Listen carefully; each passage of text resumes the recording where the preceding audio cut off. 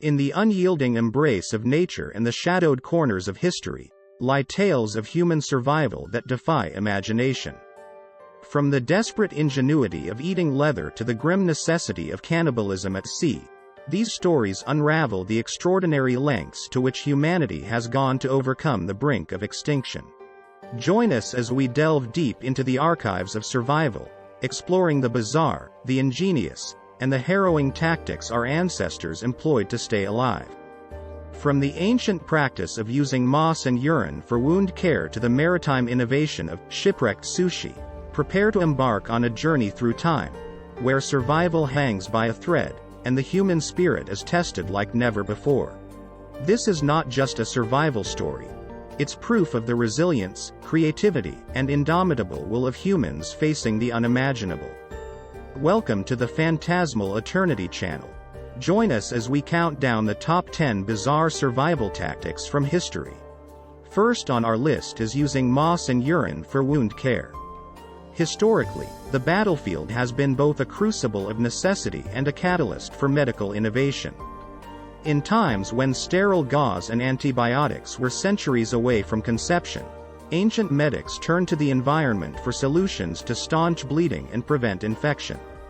Moss, with its abundant availability in forests and its natural absorbency, presented itself as an early form of biological bandage. Simultaneously, urine, due to its sterile nature upon excretion and its antiseptic properties, was used for rinsing wounds. The investigation into moss and urine as wound care agents reveals a fascinating intersection of natural properties and human ingenuity. Moss, particularly sphagnum moss, is highly absorbent, capable of holding up to 22 times its weight in liquid. This quality makes it an excellent material for absorbing blood and exudate from wounds, thereby reducing the risk of infection. Additionally, sphagnum moss is acidic, inhibiting the growth of bacteria, and it releases iodine, a known antiseptic. Urine, on the other hand, contains urea, which can be effective in wound debridement and has antimicrobial properties. In the absence of clean water, urine, especially when fresh, served as a sterile solution for cleaning wounds. While seemingly primitive by today's standards, the practice of using urine in wound care was a pragmatic approach to preventing wound infections in an era before the discovery of antibiotics. The use of moss and urine for wound care is a prime example of how ancient peoples leveraged their natural environment and empirical knowledge to develop effective medical treatments. This practice underscores the resourcefulness and adaptability of humans in the face of adversity and limited resources. Second on our list is the hibernation diet. The hibernation diet, though not formally recognized in scientific literature, refers to the practice of significantly reducing food intake to lower the body's metabolic rate, akin to the natural hibernation of certain animals. This strategy was notably utilized by Finnish soldiers during the prolonged and isolating Finnish winters of World War II. Faced with limited resources and the imperative of survival, these soldiers and civilians alike turned to an intuitive understanding of their own biology, attempting to minimize energy expenditure by reducing activity and food intake. The theory behind the hibernation diet hinges on the body's ability to enter a state of reduced metabolic activity. Normally, hibernation is a physiological state observed in some animals, which allows them to conserve energy during periods when food is scarce. In humans, while true hibernation is not possible, dramatically reducing calorie intake can mimic some aspects of this state, notably a reduced metabolic rate. This adaptation can theoretically extend the body's endurance in situations of food scarcity. Investigations into the diet's effectiveness draw parallels to modern intermittent fasting and metabolic research. Studies suggest that periods of reduced food intake can lead to significant physiological changes, including improved insulin sensitivity, reduced inflammation, and alterations in hormone levels that promote fat utilization over glucose. While the human body cannot hibernate in the true sense, entering a state of lowered metabolic demands through dietary restriction may have offered survival advantages under extreme conditions. The hibernation diet stands as a remarkable testament to human resilience and the instinctive turn to biological wisdom for survival. This strategy, born out of necessity during one of history's darkest periods, underscores the potential for human adaptation to environmental and situational challenges. Third on our list is the survival of the dancing plague. The dancing plague of 1518 was not an isolated incident, but it was the most well-documented and severe. Historical accounts describe how people, mostly women, began dancing uncontrollably in the streets, with numbers growing as days passed. The authorities, bewildered and desperate to contain the situation, consulted physicians who surmised that the dancing was a result of hot blood, and recommended more dancing as the cure. Halls were opened, and musicians were hired to play for the afflicted, under the belief that they would recover only if they danced continuously. Theories regarding the cause of the dancing plague have ranged from spiritual and supernatural to medical and social explanations. Some historians and scientists suggest that the event might have been induced by ergot poisoning, caused by consuming rye bread contaminated with a hallucinogenic fungus. Others propose mass hysteria or a form of mass psychogenic illness, where physical symptoms appear with no apparent physical cause, driven by psychological stress and the power of suggestion within tight-knit communities. Investigations into survival strategies reveal that those who survived the ordeal likely did so by sheer physical resilience or perhaps through an intervention that inadvertently broke the psychological grip of the phenomenon. The dancing plague of 1518 remains a fascinating enigma. It emblematically demonstrates the human capacity to endure episodes of extreme physical and psychological stress. This historical event underscores the complexity of human health and behavior, which is influenced by a confluence of social, environmental, and biological factors. Fourth on our list is the shipwrecked Sushi. Throughout history, sailors and explorers have faced the perilous reality of shipwrecks, often finding themselves stranded in remote locations with limited resources. The Pacific Ocean, with its vast expanse and myriad islands, has been the stage for many such survival stories.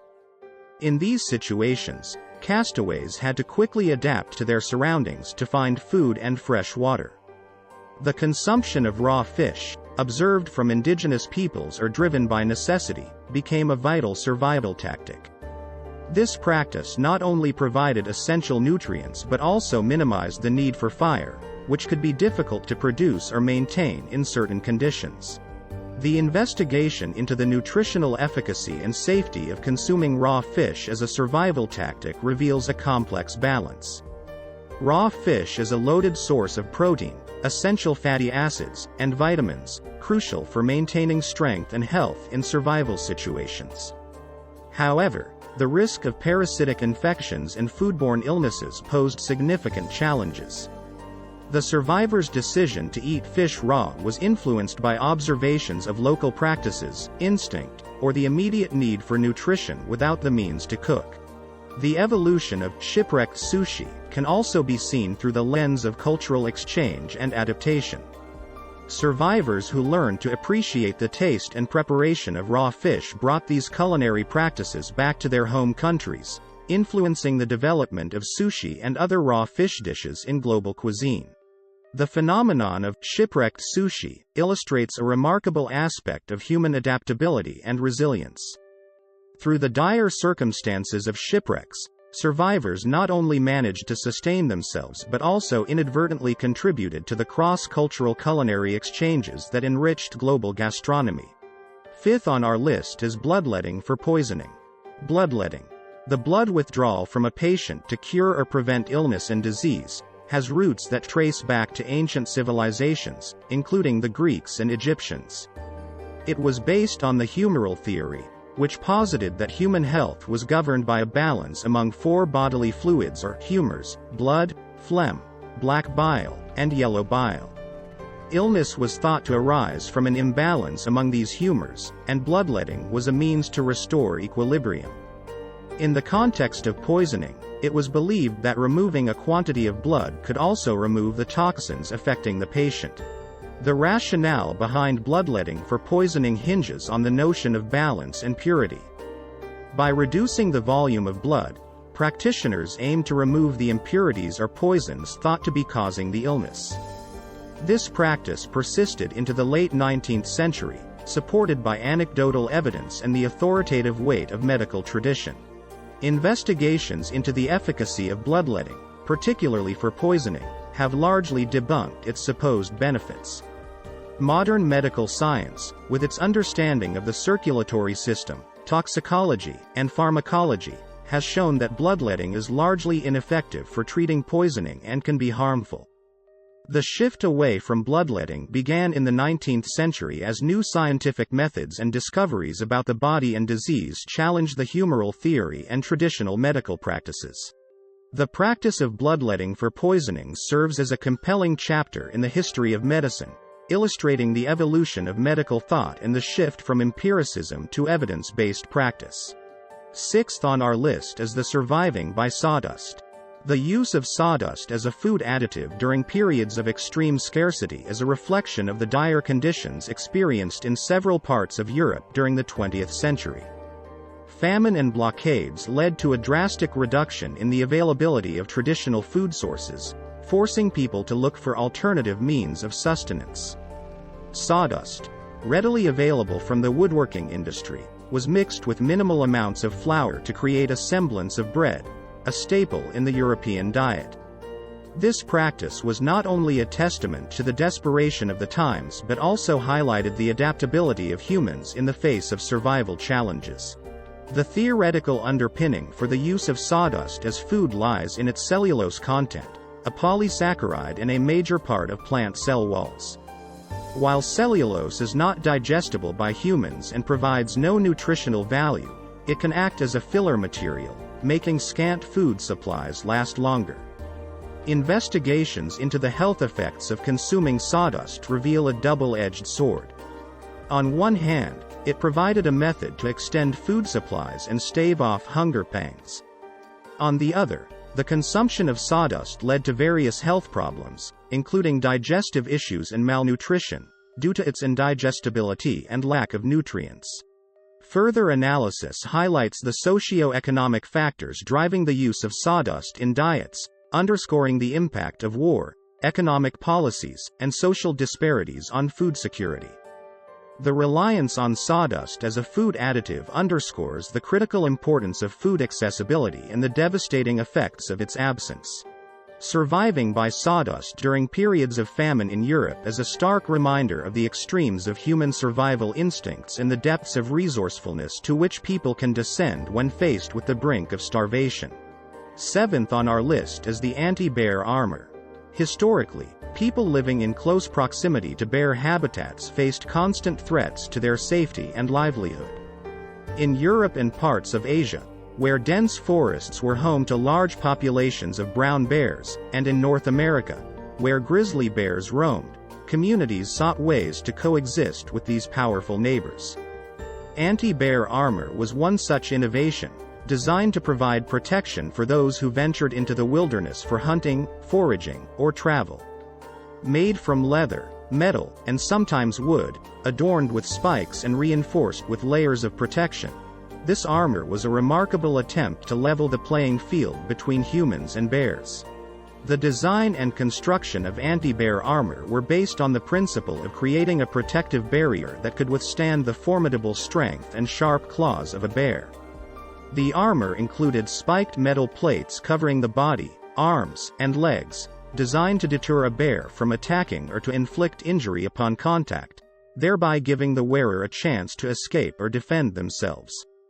Investigations into the practical use and effectiveness of such armor are scarce, but historical records and artifacts suggest that they were used, albeit infrequently, by those with the resources to commission them in the need to traverse particularly dangerous areas. The study of anti-bear armor also delves into the broader context of human-animal interactions in medieval times, examining how communities perceived and managed threats from wildlife. This examination reveals a mix of fear, respect, and the drive to innovate as key factors that influenced the development of protective technologies like anti-bear armor. The concept of anti-bear armor illuminates a fascinating chapter in the history of human survival and adaptation. While the practicality and widespread use of such armor can be debated, its existence underscores the lengths to which humans have gone to protect themselves from the dangers of the natural world. Anti-bear armor serves as a historical marker of the challenges faced by our ancestors and their resolve to overcome them through creativity and resilience. Eighth on our list is cannibalism at sea. Throughout maritime history, there have been recorded instances where shipwrecked sailors, faced with starvation and devoid of hope for rescue, resorted to cannibalism as a means of survival. The vast isolation of the sea, coupled with the lack of food and fresh water, created conditions under which societal norms and moral codes were pushed to their breaking point. Famous cases, such as that of the whale ship Essex in 1820, which inspired Herman Melville's Moby Dick, and the tragic ordeal of the French raft Medusa in 1816, offer grim examples of cannibalism as a survival strategy at sea. The investigation into cannibalism at sea encompasses both the psychological characteristics of survival in extreme conditions and the societal reactions to such incidents. Psychologically, the decision to resort to cannibalism is often seen as the last possible means of survival, typically occurring after all other options have been exhausted. This extreme measure can lead to severe psychological trauma for the survivors, impacting their reintegration into society and how they are perceived by others. Societally, reactions to these incidents have varied widely, from empathy and understanding given the dire circumstances, to horror and vilification. Legal and ethical discussions surrounding these acts of survival cannibalism also reveal the complex interplay between law, morality, and the instinct to survive. Historical analysis provides context to these discussions, showing how societal norms and legal systems have evolved in response to such extreme cases of human behavior. Cannibalism at sea, while a deeply unsettling subject, offers invaluable insights into the human condition under extreme duress. These incidents prompt us to question the very foundations of morality, ethics, and the will to live. The historical record of survival cannibalism challenges us to empathize with those who have faced unimaginable choices and to reflect on our own moral and ethical boundaries. Ninth on our list is the turtle shell water collectors. Water is a fundamental need for human survival, yet finding fresh water can be one of the most challenging tasks for individuals stranded in remote, tropical, or island environments. In such scenarios, survivors have turned to the natural resources at their disposal, including the use of turtle shells. Turtle shells, being large, concave, and naturally waterproof, present an ideal tool for collecting and storing rainwater. Historical accounts from sailors, explorers, and castaways document the use of turtle shells as improvised means to collect fresh water, providing a crucial lifeline in environments where fresh water sources are scarce or non-existent. The practicality of using turtle shells for water collection lies in their inherent design. The large, bowl-like structure of a turtle's carapace can capture and hold significant amounts of rainwater, which can then be stored or immediately consumed. This investigation delves into the efficiency of turtle shells as water collection devices, examining factors such as average water collection capacity, ease of use, and the survival outcomes associated with this method. Moreover, this exploration considers the environmental and ecological implications of relying on turtles for survival, acknowledging the balance between human survival needs and the conservation of these often endangered species. The ethical considerations and long-term sustainability of such survival tactics are scrutinized, promoting a dialogue on the impact of human survival strategies on wildlife and ecosystems. The use of turtle shells as water collectors by shipwreck survivors and castaways underscores the extraordinary lengths to which humans will go to secure water for survival. This practice, born of necessity in the most dire of circumstances, exemplifies the innovative use of available natural resources to meet fundamental human needs. While the historical reliance on turtle shells for water collection illuminates a fascinating aspect of survival lore, It also prompts reflection on the ethical and ecological considerations inherent in such survival strategies. The 10th and final one on our list is eating leather. Historically, leather has been a ubiquitous material, used for clothing, footwear, and bookbindings, among other items. However, in times of severe famine and isolation, such as during sieges in medieval times or on ships lost at sea, individuals have resorted to eating leather to stave off starvation. These moments of extreme survival posed not only a physical challenge but also a psychological ordeal, as individuals grappled with the consumption of non-food items in a desperate bid to survive. The theoretical basis for consuming leather lies in its composition. Leather, being processed animal hide, contains collagen, a protein that can provide some nutritional value. However, the process of tanning leather involves chemicals and treatments that make it toxic and indigestible. Investigations into historical accounts of eating leather for survival reveal a grim reality. While it might have temporarily appeased hunger pangs, it offered little nutritional value and could lead to severe digestive issues or poisoning. The psychological aspect of this survival tactic is profound. The decision to consume leather represents a critical point of human desperation and the instinctual drive to survive. This investigation also explores the societal and moral implications of such extreme survival behaviors, examining how these actions were perceived by contemporaries and how they have been judged by history. The practice of eating leather in survival situations is a somber reminder of the lengths to which humans will go in the face of death. This survival tactic, while a testament to human ingenuity and will, also highlights the dire circumstances under which it was employed. The historical accounts of consuming leather for sustenance not only shed light on the physical and psychological aspects of extreme survival but also prompt a reflection on the resilience of the human spirit. Through the lens of history, we've witnessed the extremes of human endurance, from the desolation of shipwrecks to the isolation of sieges. We've seen how, faced with the unimaginable, the human spirit finds a way to persevere, utilizing everything from the natural environment to the unimaginable act of cannibalism. These stories of survival are more than just historical footnotes. They're a profound reminder of our capacity to adapt, innovate, and survive against all odds. As we close this chapter on the top 10 bizarre survival tactics from history, let us carry forward the lessons of resilience, creativity, and the strength of the human will. In the face of adversity, may we find the courage to face our own challenges, drawing inspiration from those who have endured before us. Please like, share, and subscribe to the Phantasmal Eternity channel for new content. Thank you for joining us on this journey through the annals of survival. Until next time, remember, the spirit of endurance is within us all.